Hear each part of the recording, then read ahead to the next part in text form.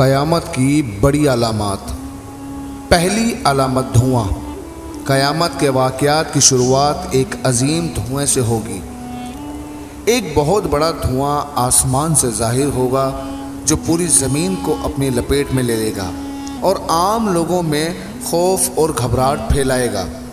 یہ انسانوں میں بے چینی اور اضطراب کا باعث بنے گا، کیونکہ لوگ اسے ایک عظیم عذاب سمجھیں گے اور اس کو آخری وقت کی شروعات جانیں گے۔ یہ عذاب لوگوں کے گناہوں اور نافرمانیوں کا نتیجہ ہوگا، کیونکہ اس وقت لوگوں میں نیکیاں کم اور گناہ زیادہ ہوں گے اور انسان حلال و حرام کے درمیان فرق کرنے کے قابل نہیں رہیں گے۔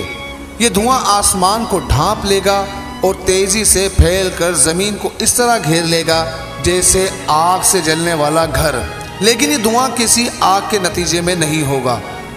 دھوئیں کا ذکر قرآن کریم میں سورہ الخدان کی آیت نمبر 10 میں ہوا ہے۔ علماء اسلام دھواں کے ظہور کی علامت کا مطالعہ کرتے رہے ہیں اور ان کا ماننا ہے کہ یہ ان کے زمانے میں ظاہر نہیں ہوا، لہٰذا یہ آئندہ نسلوں میں ظاہر ہوگا، جسے ابن کثیر نے اپنی کتاب میں ذکر کیا کہ حتیٰ کہ حضرت ابن عباس جو قرآن کے مفسر تھے دھواں کا انتظار کر رہے تھے اور ان کے زمانے میں ظاہر نہیں ہوا۔ ابن کثیر کے وقت تک بھی یہ ظاہر نہیں ہوا تھا۔ کچھ لوگوں کا ماننا ہے کہ یہ دھواں کسی بڑی ایٹمی جنگ کا نتیجہ ہو سکتا ہے جو دنیا پر دھوئیں کا غلبہ کرے گا۔ اللہ بہتر جانتا ہے۔ دوسری علامت دجال کا ظہور۔ ظہور اور خروج میں فرق ہے۔ مسیح دجال ایک پراسرار شخصیت ہے جس کا ذکر احادیث میں آیا ہے۔ حضرت تمیم داری نامی ایک صحابی نے حضرت محمد صلی اللہ علیہ وآلہ وسلم کے دور میں ایک جزیرے پر دجال کو دیکھا تھا جب وہ بحیرہ روم میں بھٹک گئے تھے۔ دجال زنجیروں میں جکڑا ہوا تھا اور حرکت نہیں کر سکتا تھا۔ اس کا خروج اس بات کی نشاندہی کرتا ہے کہ اسے ان زنجیروں سے آزاد کیا جائے گا اور وہ دوبارہ دنیا میں واپس آئے گا۔ یہ عمل 40 دن میں مکمل ہوگا۔ پہلا دن 1 سال کے برابر، دوسرا دن 1 ماہ کے برابر، تیسرا دن 1 ہفتے کے برابر اور باقی دن عام دنوں جیسے ہوں گے۔ دجال دھوئیں کے بعد ظاہر ہوگا اور دنیا میں اس کا فتنہ بہت زیادہ ہوگا، یہاں تک کہ لوگ اس کے معجزات دیکھ کر اللہ پر اپنے ایمان میں شک کرنے لگیں گے اور بعض لوگ اسے خدا تسلیم کر لیں گے۔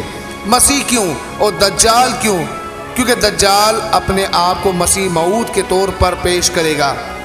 دجال کے ظہور کی نشانیوں میں سے ایک حضرت تمیم داری کی حدیث میں بتائی گئی ہے، جیسے کہ تبریہ جھیل کا خشک ہونا، فلسطین میں بیسان کے درختوں کا پھل نہ دینا اور حضرت محمد صلی اللہ علیہ وآلہ وسلم کی بعثت۔ تیسری علامت حضرت عیسیٰ علیہ السلام کا نزول۔ حضرت عیسیٰ علیہ السلام کا نزول بنی اسرائیل کے زمانے کی ایک قدیم پیشن گوئی ہے۔ جب حضرت عیسیٰ علیہ السلام کو اللہ تعالیٰ نے بنی اسرائیل کے پاس مبعوث کیا تھا تو یہودی علماء نے ان کی بعثت کو نہیں مانا اور انہیں قتل کرنے کی کوشش کی، لیکن اللہ تعالیٰ نے حضرت عیسیٰ کو آسمان پر اٹھا لیا۔ حضرت عیسیٰ علیہ السلام دوبارہ دنیا میں آئیں گے اور دجال کو قتل کریں گے۔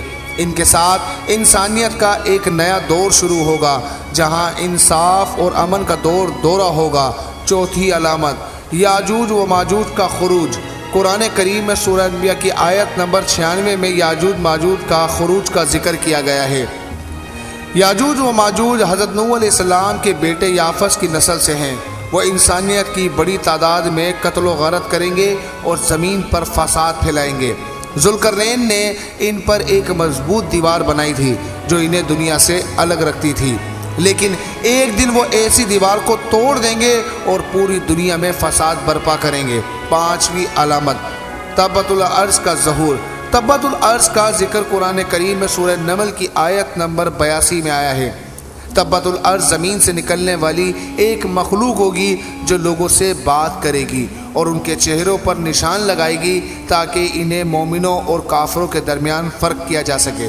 چھٹی علامت مشرق اور مغرب اور جزیرہ عرب میں زمین کا دھسنا۔ حدیث میں 3 بڑے مقامات پر زمین کے دھسنے کا ذکر ہے، ایک مشرق میں، دوسرا مغرب میں اور تیسرا جزیرہ عرب میں۔ یہ قیامت کی بڑی نشانیوں میں سے ہے۔ 7ویں علامت سورج کا مغرب سے طلوع ہونا۔